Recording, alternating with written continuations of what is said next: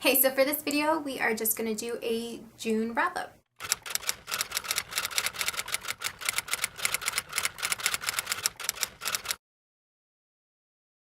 So for June, I did manage to read 10 books, which is a pretty big accomplishment for me. I've never really read that many books in 1 month, but I am trying to get through my TBR shelf here because I've been banned from buying books until I finish about half of them. So gotta get on that. The first 2 books that I polished off in June are part of the Unearthly series by Cynthia Hand, and I did start this series late May, so I finished the second and third books of the series in the beginning of June, and they are Hallowed and Boundless. And I did really enjoy this series. It's about a girl named Clara who's half angel, and she has to discover her purpose, which she only gets snippets of what her purpose is through some random visions that she has. So it's kind of like a puzzle she has to figure out, and all she figures out so far is that she has to save this mysteriously cute boy from a fire. And so the 3 books just encompass Clara trying to figure out what her purpose is to fulfill. And it's a pretty neat series. It's not even remotely as dark as Lauren Kate's series The Fallen, which I am thankful for. Now, I don't know about you, but after reading a good trilogy or series that's mystical and magical, I need to kind of unwind and relax, and to do so I pick up a few contemporary novels. So actually, the first contemporary novel that I picked up is An Abundance of Katherines by John Green, and I really did enjoy this book. I'm finding that I'm enjoying most of John Green's novels, but this one, it follows Colin, and he's a genius, but he doesn't feel that he's enough of a genius because he hasn't had his eureka moment. And to top it all off, he's been dumped by another Catherine because apparently he only dates Catherine, and this Catherine was number 19. Wow. I mean, he's complaining that he's being dumped for the 19th time, but at least he's had 19 girlfriends. Come on, at least give him some credit. But he goes on an adventure, or rather a coming-of-age journey with his best friend as they head off on the road, and they stop at a random little bitty town in a southern state, I can't remember where. But it's just a cute coming-of-age story. It has a lot of math in it, but don't worry, there's a lot of footnotes to explain that math, and the footnotes are pretty funny, so they're worth reading. But this is a nice contemporary novel that I really enjoyed. The next contemporary novel that I picked up was Where She Went by Gail Forman, and this is the sequel to If I Stay.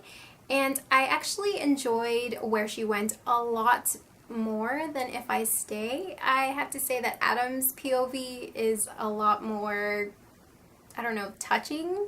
I related to it more than I did Mia's in the first book. But I really did enjoy this novel, and I also loved that she included song lyrics in front of each chapter, but also that all the song lyrics were in this book. The ones before and the ones after, because he creates 2 different albums, but all the song lyrics are in the back, which are nice to read. This month felt to me like it was the ending of a lot of series and trilogies, and so I had a lot of mystical magical books to go through. So the first one that I went through was Wings, and this is the final and 3rd installment in the Black City Trilogy by Elizabeth Richards. And if you haven't picked up this series, you kind of should. It is a pretty good series. I enjoyed it. It follows Natalie and Ash as they go through a very turbulent time in the world. It deals with vampires and ocelots and werewolves and human beings who are prejudiced against their races. So it does follow what Natalie and Ash go through to sort of win the rights of the other races against the humans. And this particular book, instead of just having 2 POVs of Natalie and Ash, has an extra POV of a mysterious Edmund, and it is very actiony, at least the second half of the book is, and I did enjoy it. The next book that I read in June is Raging Star, which is the 3rd and final installment in the Dustlands trilogy by Moira Young. And this novel, I will say, was action-packed, one, and really, really good. I love this trilogy. It's very different from anything that I've read. It has a southern accent all throughout the novel, which is pretty neat. And also the dialogue is something to be seen in this book.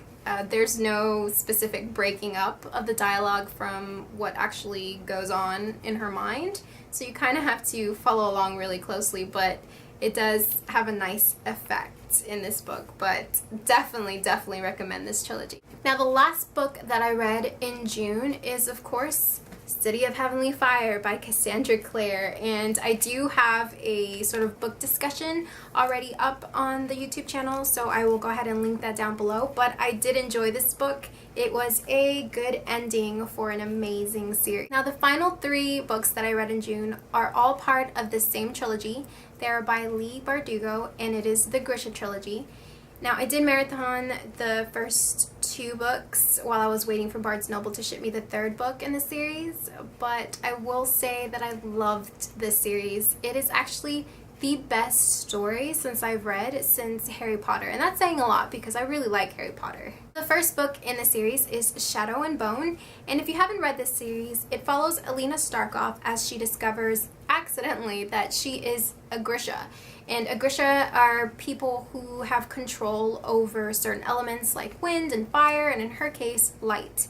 And she does discover this accidentally, and she gets taken to the capital by the Darkling, who can summon darkness and is also an amplifier. And it's a very turbulent time in Ravka, and there's a lot of things that happen, but it's just basically following her journey because she does become a very influential person in the country that she lives in. The second book is A Siege and Storm, which looks like this, and the 3rd book, which was amazing, is Ruin and Rising. And mine says exclusive collector's edition at the top, and it's all nice and golden. I did pre-order this from Barnes & Noble, and this is just what they were offering, but I did pre-order it because with this collector's edition you got a short story in the back about the Darkling and just how his beginnings happened and what set him off onto the path that eventually led to the events of all these 3 novels. So, amazing series. If you haven't read it, go get them. They're all out now, so you can marathon them. So those are all the books that I read in June. If you liked this video, go ahead and give it a thumbs up, and go ahead and leave me a comment down below if you've read any of these books, or actually I would appreciate any recommendations of what I should read next. I know I have like a slew of books to read here, but I do like recommendations. I don't know, maybe miraculously that book ban will lift, but probably not. Thanks for watching, and I will see you guys in the next video. Bye!